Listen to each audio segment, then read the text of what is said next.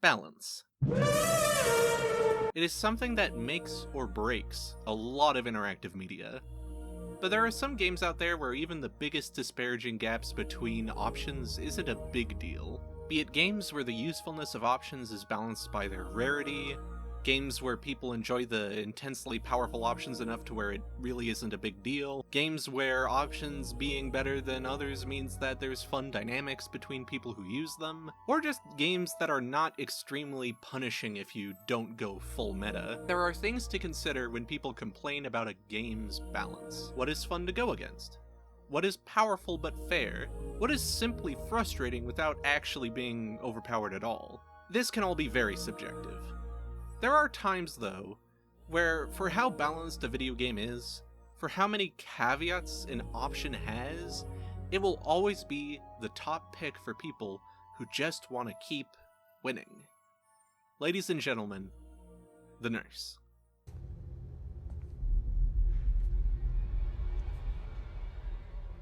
Esther?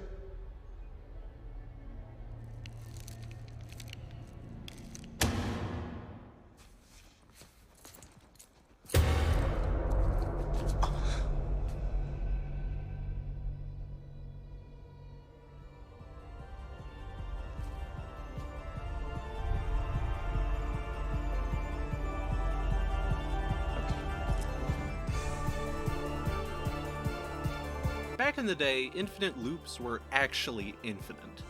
If people had you in a bind, you were in it. There was no way out but hope the survivor messes up. How the heck do you deal with this? Well, play the new character. With the nurse's patented teleportability, you can bypass even the most brutal of loops and deal with survivors on your own terms. Problem solved! At least, problem bandaged up for a while. But a few years go by and... uh-oh. Dead by Daylight is a good game now.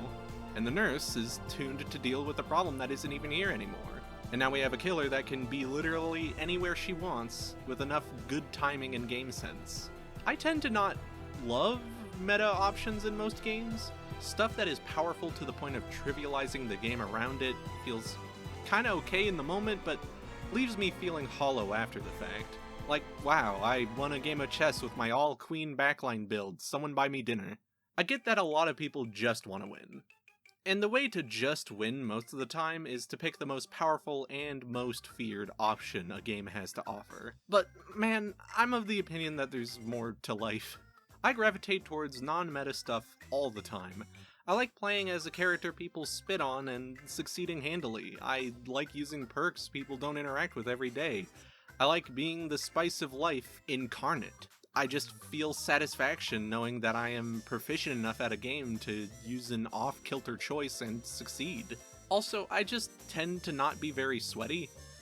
Some of my best moments in this game are just me and some survivors fucking around. I don't take most video games seriously in the slightest. It's all fun bullshit at the end of the day. You've seen people square up against you with broadswords and crossbows. Get ready for me to come at you with my butter knife mastery. The nurse is the absolute most powerful character in the game. Usually I can say that and there's a tinge of subjectivity to it, but in this case, we have a character that outright ignores pretty much all mechanics that can hinder a normal killer. The nurse's whole thing is that she can teleport. In fact, base kit, she can chain 2 of them and slap people coming out of an instant transmission. There are killer abilities that can go across the map with ease, but Nurse is the only one that has so much control over where she goes and when. That said, you won't be able to see where you end up before you go there. Most of the time, you're going to be doing things from pure muscle memory, and this is not easy. Getting the timing down for this stuff is one of the many things in this game that takes a lot of time to get good at. Knowing how long to charge, modifying your distance by aiming up or down, going through floors and ceilings, faking people out by fully charging and only going a few feet, hitting someone on the other side of the wall. These are things that take a lot of time to get used to, but when you do, well, a killer now exists that can do all of these things at a moment's notice. See, here's the thing about player skill as a basis for balancing a powerful option. Yes, I am deeply impressed with nurse players, but once a player learns all they need to consistently do nurse tricks, the survivor has to deal with that, not them. It's like people who get insanely good at Sniper in Team Fortress 2. You put your all into a class, and that is extremely impressive, but what is my counterplay aside from being overtly cautious and just hoping you mess up this time? Nurse is effectively a character that plays a different game to anyone else. You ignore base mechanics on the regular as you jump around. What balances this? Well, your base movement speed is abysmal. Teleporting makes you winded for a pretty long time, depending on the amount of blinks you take to get there. And your blink attacks count as special attacks, and aren't able to apply effects that rely on basic attacks landing. These do not stop Nurse from being the absolute, hands-down, most game-breaking option in Dead by Daylight. There is stuff you can do against her, but it requires moving completely differently than how you would move to avoid practically any other killer. So yeah, Nurse is very overpowered, but what if you wanted to just, for a quick moment, become terrifying? Become a complete force of nature, a fly in the ointment, a factor people genuinely shudder to consider. What if you just want to show off once in a while? See how it tastes.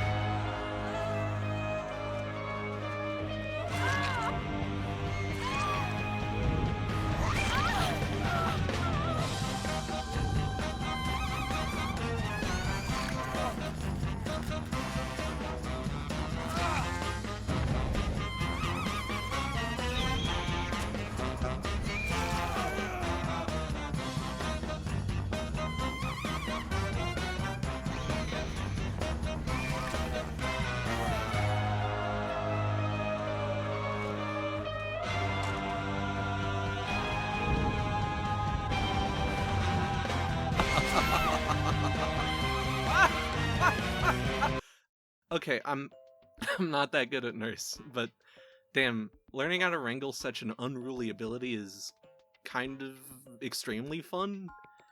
I admit, I still feel a tiny bit gross just because of my weird hipsterisms concerning the meta, but sincerely, as mind-meltingly powerful as the Nurse is, it takes a bit of effort to learn and it's genuinely fun to do so. Do I think that she is exactly healthy for the game? I don't know, man. At this point, whatever. I think as much as balance is important, the dynamics that a powerful character add to the game cannot be overlooked. There will always be a most powerful killer, and it's fun to succeed against that option. Well, unless you only want to win no matter what, but I can't relate. I think she should not ignore everything in the game that stops normal killers, but I also think that as she stands right now, she is an X-Factor that I find a fun challenge to play as or against.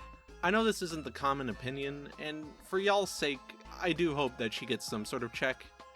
But given that a huge nerf came to her recently and even that didn't stop her, I think there's nothing that can be done short of removing her from the game, which is fucked up. Always think in terms of reworks instead of erasure. Don't be a Dark Age surgeon, be a real one. Nurse perks are a good spread. I feel like with her we sorta stopped having themed perk decks though. Trapper's perks were all about doing a bunch of stuff quickly and loudly. Wraiths were about finding people easily. Hillbilly used to be about endurance and longevity primarily, and I guess the nurses are also good for finding people? I don't know. I get why we stopped doing it, but it was cute. Excuse me! I'm in need of medical attention! So aura reading is more powerful than I think a lot of people paint it as. Half of the downtime of Killer is patrolling and wondering where the hell people are, and losing someone in a chase is easier than you think. Nurse's Calling is for making the mid-game a time where you see people through walls a lot, specifically if someone is healing. and you are within a reasonably close radius to them. This means if someone is being healed, healing someone, or healing themselves, you've effectively caught them out. If they don't have something like distortion, they have major issues now. I would not hesitate to call this one of the best walk around and find people perks in the game as far as killer's concerned. What was that noise? Huh? Whose footprints are these? Huh? What was that noise? Strider is also a pretty damn crazy find people perk. This doesn't give you visual indicators, but it does make people breathe extremely loud. If a survivor is hurt, they already make a ton of noise, and this perk makes them even more obvious in that state. Like, as someone with good ears, this is already really powerful. But that's not it. If you have the purple version of this perk, you can hear normal, unharmed survivor breathing just a tad easier. A great garnish on builds, but it doesn't really synergize with anything else. It's just great parsley. Alright, who's not dead? Sound off! Thanatophobia is a generator slowing perk. In fact, it's the first that we've ever looked at. And to boot, it's not even a kick perk, it's a passive generator slow, which is brutal. So here's the deal. The numbers on this perk don't look too bad for survivors. Like, it looks like chicken scratch if you don't injure everyone, but it does fuck people up. If one person is below healthy, everyone gets a 2% penalty to repairs, sabotage, and cleansing. Which is, whatever, it's a little annoying. It might counter one perk at one stack, but it isn't exactly a huge deal. But the more people are injured, the more percent is added, up to 8%. And if everyone is injured, a 12% bonus is added on top for a maximum of 20%. There is not a source I can find that says exactly how many seconds of generator work this adds, but trust me, it's plenty. This is where I kind of show my hand. I don't mind using generator slowdown. I feel like survivors have been mega traumatized by killers that use 4 generator hate perks at the same time, and they in turn get a bunch of gen speed increasing perks themselves to counteract. Which means if I don't hop in with at least some slowdown, people are gonna complete things way too easily. It's an arms race, it kinda sucks. That said, 1 or 2 slowdown perks, I'm cool with that sometimes. The majority of these have very specific uses, and the most powerful ones are super niche or need really specific things from the killer. Hence this perk that has quite a few caveats. For this thing to work at full capacity, everyone needs to be injured, and nobody can be dead. 20% is a good reward for that. Survivors can see you have this, and if they're paranoid, they will rush to heal friends. Reminder, survivors stuck healing are survivors not doing anything else. Also, I am focusing a lot on the generator slow aspect of this perk, but let's also remember that this makes cleansing totems and breaking hooks just a little less viable, which is hilarious because nobody remembers this. Nurse has the best spread of add-ons yet. No, I don't mean the most powerful. They are powerful, but I mean I just like them more. So many of these completely modify your power to teleport into a totally new beast, and that's so cool. Let's dig in. I love horses. Swinging after a blink and missing is frankly depressing. You gotta wait a while to do anything after such. This add-on gives you a little pillow for when that happens. 0.5 seconds doesn't sound like a lot of time to shave off, but it adds up. The sooner you can get in a chase after messing up, the easier you can recover. Dickie! This guy since rehearsal. White Knit Cone is a challenge add-on that makes the distance you travel when lunging from a blink to attack a good chunk shorter. This is obviously an issue. It makes for a fun kneecap at times, but most of the time it's just kind of scary to think about. Your lunge is not huge out of a blink already. Sweatfany shirt Tano here. Flannel gives you a little indicator of where you're going to end up when charging a blink. This is good to learn the general time it takes to go a distance, but it also trains you to use a visual cue instead of an internal clock. To learn the timing, you're going to want to learn to count in your head. There's a bit of intuition that comes with it in this ability. So yeah, this is good for beginning, but don't get too addicted to the Pillar of Light. Avert your eyes. Spoon makes your blink attacks inflict kind of a fun little effect. When a survivor is hit, their grunts of pain are 50% louder for a whole minute. This is another Perk Light deal, a mini Strider add-on. I have no clue if these stack, but it'd be funny if they did. This motherfucking clock here is nice. You need to goddamn tell the time and everything. Pocket Watch makes the window between blinks a little bit longer, just a sliver. You can use this to charge just a tiny bit longer for your second blink and aim yourself a little more before you swing. Problem is, if you just want to get out of a blink, you're gonna have to wait a little longer. 0.2 longer to wait might be your downfall. But hey, if you're fine with that, you might get some use out of this. I'm so fast I got my feet bronzed. And now I'm not as fast. This is a second challenge add-on. I think this is one of the only characters that has 2 intentional challenges in their add-on kit. Either way, this makes your blinks shorter range, which means if you have the muscle memory for certain blink ranges, you are going to be majorly messed up by this thing. Yeah, I would say don't go for it, but also, if you use both and win, you have double bragging points. I'm so not as fast. I got my feet bronzed. And now I'm fast. Dark Cincture makes your movement speed after one blink and before another a bit faster. This won't make you a speed demon, but it will put some people off guard. Not much I can say, it just makes the pre-chain blink phase a little less constrictive. I'm gone. Usually after a chain blink, you have some mandated downtime. This makes that timeout corner just a little less painful. You can snap out of fatigue from multiple blinks a good chunk faster than what is normally allowed, meaning you can go back to chasing or charging up your next few blinks a bit faster. Faster is better, and people might have it in their brain how long you're usually out cold, so this can mess up those types too. Badman Keepsake is weird. It's another perk but not perk add-on, this time mimicking Nurse's Calling by making it so survivors smacked with a blink attack will be revealed within a radius if they're healing. This lasts a minute, which is good, but it's never a done deal if someone is going to be healing within that minute. If this acts like the perk at all though, I understand that this can make you quite the problem if you're aggressive enough. Alright, so now we're getting into some wild-ass territory with add-ons, my favorite shit. Spasmodic Breath? Spasmodic. Wild. Spasmodic Breath does nothing until you get a hit in with your blink attack. Once you do, it turns off your ability to blink at all. Straight up removes it from the game for a whole minute.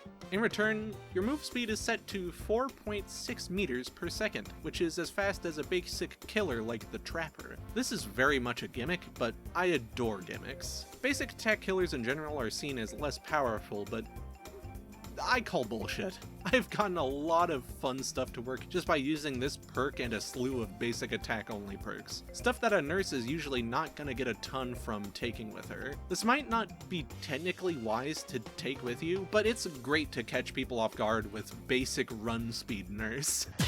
Slide to the right. Heavy Panting is an add-on you take when you are tired of being just short of hitting someone with a chain blink. You don't move very far in your lunge normally in this situation, but with Heavy Panting, you can really mess up someone's muscle memory and slide a bit further to edge out that bonk. It's a bit like a stick to fish out something from under the couch. Worth mentioning is that you can only get this on a blink attack made after your second blink. Don't get confused like I did. Fragile Weeds is a Mangle application add-on, specifically for when you are hitting someone with a blink attack. Fairly standard stuff, but I want to pivot a bit.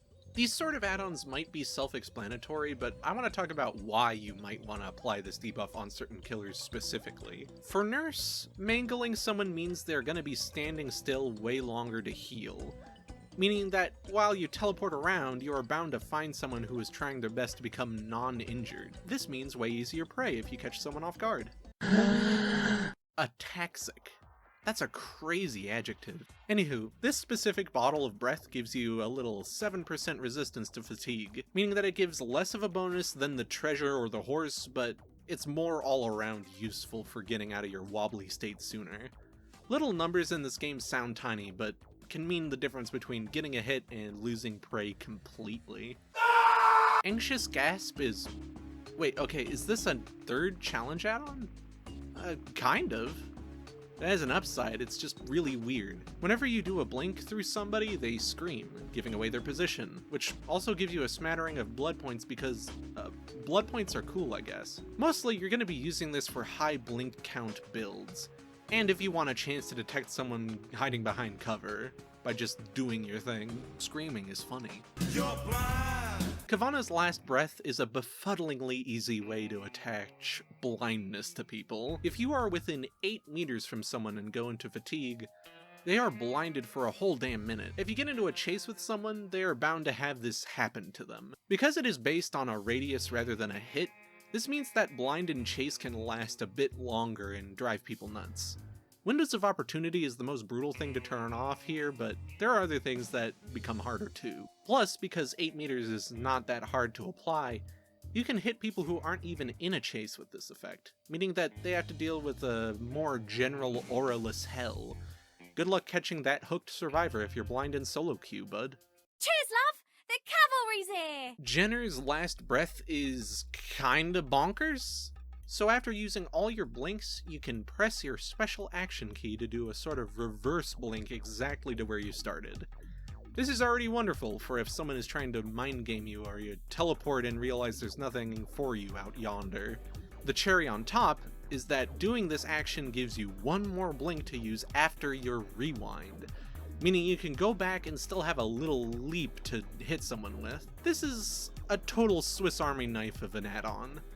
The one downside that isn't really mentioned is that the more blinks you use, the less time you have to execute them. Like, second blink is obviously shorter than the first, but third blink is even tinier. So that last blink is not going to win any awards, but it can definitely be a wonderful last gasp in an already immense amount of utility. Campbell's Last Breath is a wild thing to get used to. If you do a fully charged blink on your first, you will automatically do another fully charged blink on your second. This means that you can reach max distance way easier, but you gotta deal with a very test your luck style blink if you want to have any sort of precision. In practice, once you learn it, this add-on makes traversal a breeze while forcing you to think a little bit more about how you travel with your first blink. If you accidentally charge the whole way, you're gonna zoom whether you like it or not. And he's the bad guy. Okay, pop quiz, which of these generic wisps is which?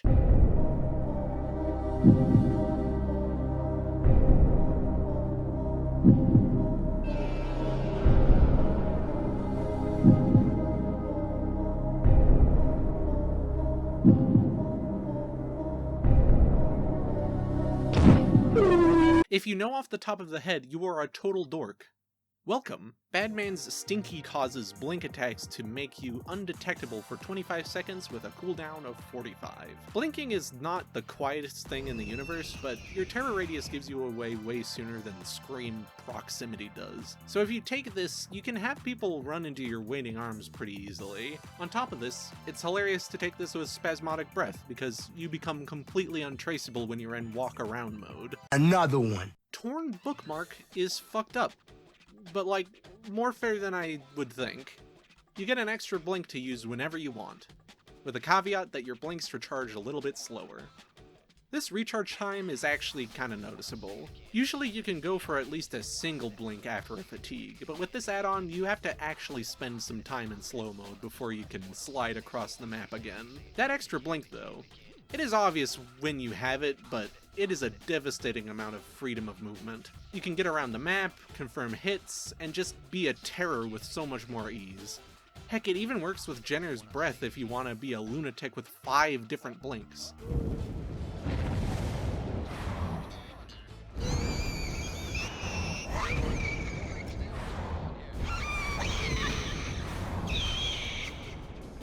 It is going to be only barely useful due to how short your last blink is going to be, but heck, it's a fun treat. Allow yourself a fun treat. Matchbox is the opposite iridescent to Bookmark, removing a blink from your repertoire and giving you a 4.4 movement speed. That makes you as fast as the Hag, one of the slowest characters in the game. Let's inspect this though. This is more of a chasey blink. One blink might mean that you have to get it first try, but that also means that you don't have to wait for that second blink to recharge. Reaching your max potential is almost instant after a fatigue then. 4.4 is not going to get you much hits on its own, But with this extra slide across the room, it's patently better than nothing. It's such a new flavor of funny ghost that it's effectively a new killer. I don't know if it's better or worse, it's just fun. Alright, there we have it, the nurse. I definitely might use her a bit more than I have in the past. My hipster side screams at the thought, but sometimes you just gotta indulge. I would recommend her for anybody to try, and survivors, if you ever feel like Nurse is just a little bit too much, know that she has a lot going for her, but there are ways to beat her. There are ways to deal with this crazy-ass specter. Don't take this as a get good statement from me, but legit, if you have learned the other things in this game, you can learn this. Y'all are capable, damn it, even in the face of the mechanic ignoring Nurse. I'll see ya.